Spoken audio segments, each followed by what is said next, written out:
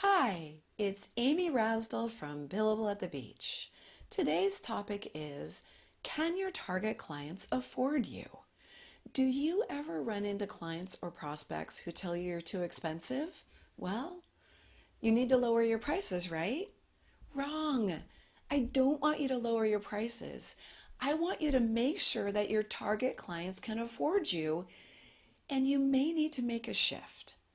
First thing I want you to do is learn how to spot the bottom feeders and move on quickly.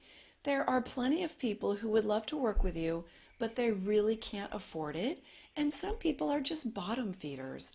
Learn to spot them, move on quickly. I want you to replace or exceed your corporate salary. We are building six-figure consulting businesses. A quick note on price. If you are building a six-figure consulting business, you are worth $150 an hour or more. If you think you want to charge less and you're in one of my programs, I am going to make you work hard to prove that you should be charging less. Otherwise, I want you charging $150 an hour or more. Some clients really can't afford you. I get a lot of people who go into consulting from the corporate world because those are the people in my programs, and they are sick of corporate America. They want to work with small business. But here's the thing, when I think of small business, I don't usually think of businesses that are paying $150 an hour or more for consulting. So be careful if you're thinking about small business. Small companies, on the other hand, can be fine, but you want to make sure that you're targeting small companies that have high profitability or high projected growth.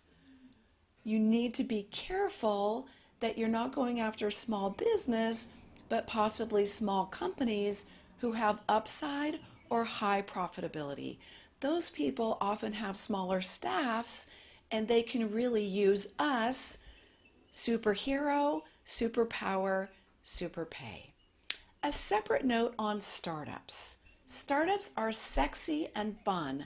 I work with them a lot, but when you're talking about a startup, it should be big yellow flashing caution lights because a lot of startups aren't funded. I don't ever want you to work for free. Never work for free. Stick to that rule. Make it and stick to it. So if you're going to work with startups, you need to make sure that the startup is either well funded or has a founder with deep pockets who can fund the startup and you as a consultant, because you must be paid through whatever time period until they're going to seek bigger funding. So be careful with startups. They can be great. Make sure they have enough money to pay you what you're worth. Never work for free. I want to make a few comments about target deal size. My target deal size is $30,000 to $50,000 or more. Now that's not where I started. When I first got started, I didn't realize that I should have a target deal size. And I thought, well, I'm starting a new business. I just need to chase everything and work hard and pound the pavement, right? So I would sometimes chase $3,000 deals, but I fairly quickly learned that it actually took more work and time to close a $3,000 deal than it did to close a $20,000 deal.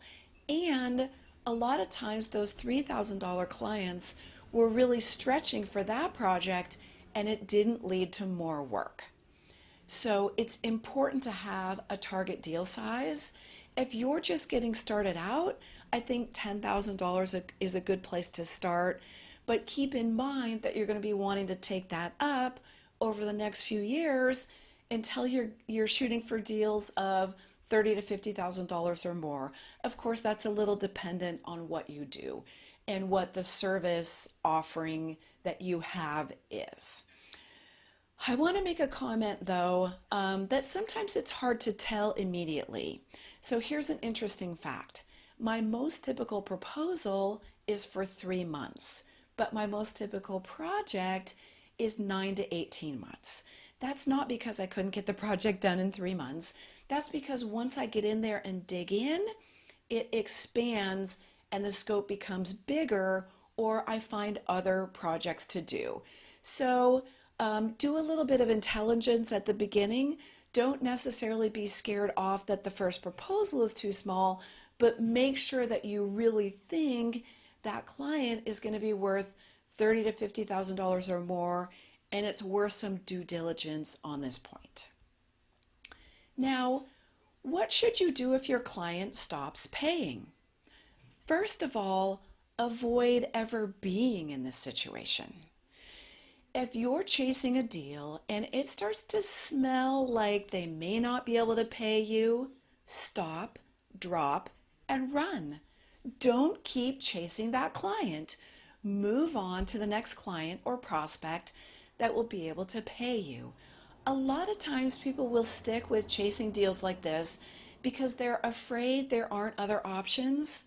I assure you, you're smart. You're good at what you do. There's a lot of people out there who need your help. Don't chase clients who aren't going to be able to pay you. You have good instincts, follow them. Now, what if you get into a project and the client stops paying? If the client stops paying, stop working. Ask the client what's going on. Be polite, be professional, but ask what's happening. And if you need to, very politely and professionally let the client know, hey, I haven't been paid. I'm going to pause my work until we figure it out. Right? Stop working. Don't work when you're not being paid. This sometimes happens. Sometimes it's just a bridge loan that's running late. No big deal. You pause for a little while and then dig back in. Sometimes it's an administrative error that your champion is unaware that the AP department dropped the ball. Sometimes they've run out of money and they don't really want to face it themselves, let alone tell you. So if the client stops paying, stop working, very politely and professionally ask what's going on. I want you to go big or go home. Stop right now and repeat after me. I earned it. I deserve it.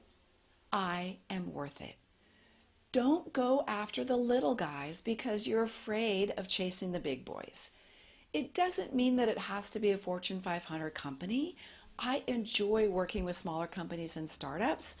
Just make sure that your clients can afford to pay you without a strain. Make sure that your target clients can afford you.